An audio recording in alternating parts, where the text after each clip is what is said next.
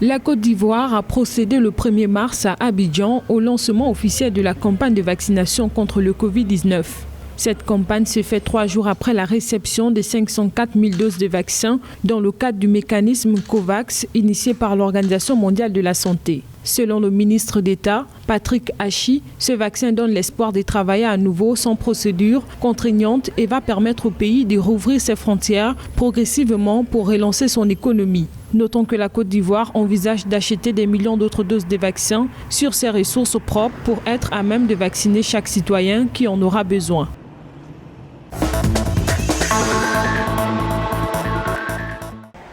Au Gabon, selon le chargé de la communication présidentielle, Jesse Ela Ekoga, le pays est prêt à déployer sa campagne de vaccination contre le Covid-19 sur toute l'étendue de son territoire. Le Gabon explore plusieurs options pour obtenir les vaccins.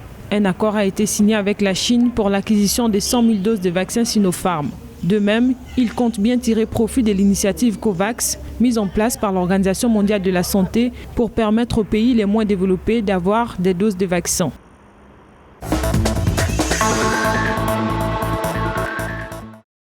Le président ghanéen Nana Akufo-Addo a donné le coup d'envoi de la campagne de vaccination contre le Covid-19 au Ghana le 1er mars 2021. Cette campagne a démarré le 2 mars. Au total, 600 000 doses gratuites du vaccin AstraZeneca ont été distribuées dans 43 districts du pays les plus touchés par la pandémie. Ces vaccins sont prioritaires pour les aides-soignants et les personnes âgées de plus de 60 ans.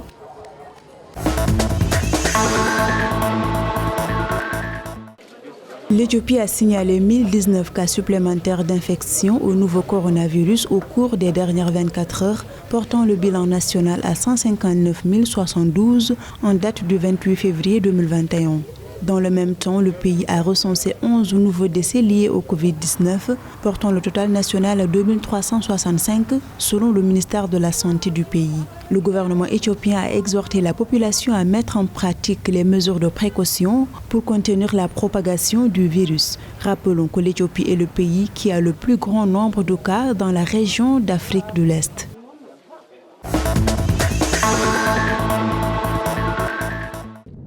Le taux de positivité quotidien au Covid-19 à Djibouti a atteint le seuil d'alerte de 10%, a averti le 1er mars le ministère de la Santé du pays dans un communiqué.